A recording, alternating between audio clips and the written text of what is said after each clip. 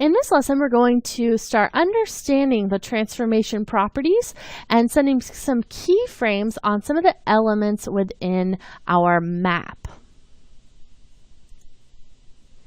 Okay, so this is just right where we left off in the last lesson. We're in 03_begin in your project files. And right now I have the main composition open that we created. And what I want to do is come over here and actually grab the composition for the map and drop it onto the composition for the main comp.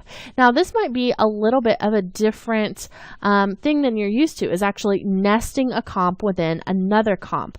But this makes it really easy to start animating elements inside other elements, and that really helps you to stay organized throughout your entire project and really know where layers are, and it keeps you also from having your timeline too cluttered. So we'll go ahead and grab that composition of the map that we imported and drop it onto our timeline. And now you can kind of see what this looks like, and also you can see that it's not quite long enough for the length of our composition. So we might want to go in and fix that. But also, if we toggle down this arrow here, we see we have this transform drop down, and that's going to be our transformation properties. So we've got anchor point, position, scale, rotation, and opacity. And all of those control different inherent elements to layers inside of After Effects. Anytime you drop a layer onto the timeline, it's going to have these 5 elements or properties that you can change to create animations or simply move them around. And the first thing I want to change here is the scale, because this is a lot smaller in width than our original or our main composition. So what I'll do is we'll just come down here to the scale property and we can start to drag that up. But there's another way that you can do this as well, is simply come over to one of these sides and start to drag also. But you'll notice that by just left clicking and dragging this, we start to distort our image. And even if I come over here to the corner, I can start to distort it in the up and down as well, but I'm having a little bit of trouble keeping that original aspect ratio. So what we want to do is actually hold down Shift, and that's going to maintain your original aspect ratio and keep it from becoming distorted. Now I'm going to scale this up considerably, probably somewhere around 350%. So I got it to 351, that's perfect. Now you'll notice this is very scaled in and it's starting to get a little bit blurry. And in a few later lessons, we're going to talk about how to avoid this blurriness because we are working with a vector image. But for now, we're just going to ignore it. It's still readable, and we'll fix this later on once we get a little bit closer to solving that issue. So now that we have our map in our main composition, we've scaled it up, we've kind of taken a look at some of these other properties. I want to set some keyframes for this map to move within in the position. But before I set those, I'm going to actually want a keyframe that is at the very end of our timeline here. So we need this to last longer than what it imported as. It defaulted to this basically the timing that was in the composition. So if yours has imported at a different length, then it's probably still shorter than what we changed it to. So you want to go ahead, double click inside of your map composition after we take our current time indicator all the way to the end of that comp. Now we'll double click here, and if you remember correctly, our composition time, I think, was somewhere around 10 seconds and a couple of frames.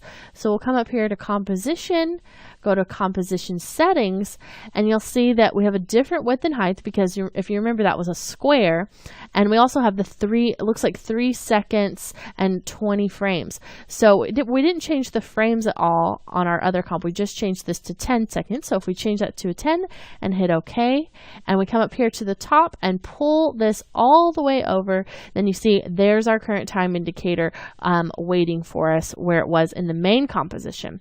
So now what I want to do is shift select all of those individual layers of the map comp, and we'll drag them over so that now our map is visible at that point in time.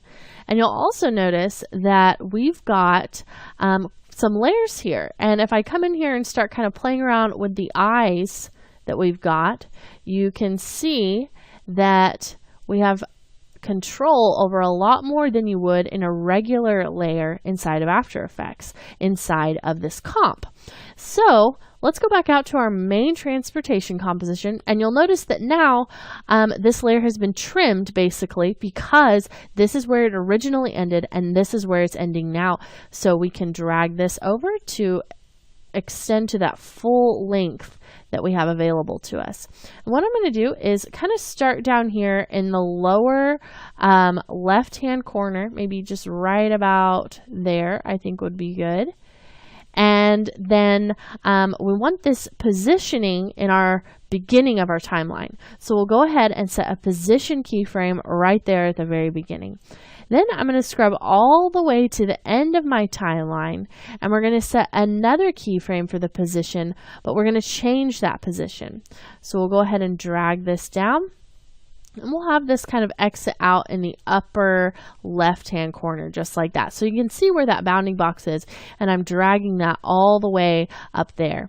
Okay, so now if I scrub through, you see that we've created an animation that basically goes diagonally from the lower right to the upper left-hand corner. And this is going to kind of follow the path that our plane is going to be taking. So that really helps to kind of give us a starting point for the speed of some of this. Now, if we want to watch this play back without us simply scrubbing our timeline, we can do that by hitting the 0 key on our number pad. And it's always good to do something like this so you can tell how fast something's going to be moving. So this I think is probably a good speed. If you wanted it to be a little bit slower, maybe like 9 seconds instead of almost 10.5, that would work as well. Your keyframes might not match up as well with mine, but it's really not going to make a huge difference as far as what we're creating. It's going to look the same, but you might just have it moving a little more quickly if you have this as a shorter timeline, and therefore your keyframe is a little bit further back. Okay, so now that we've gotten that first set of keyframes set up for us, we're ready to actually move on to our next lesson. And we are actually going to go inside of this map composition and add an effect to one of our layers. So it's going to help to show you how much control you have over layers that have come from a layered file in another program. So what we'll be doing is adding just a little bit of a drop shadow to some of these words, because some of the words that are on the the lighter areas of our map, it's harder to read. So we're going to add a little bit of readability to that map with a drop shadow, and we'll come back and do that in the next lesson.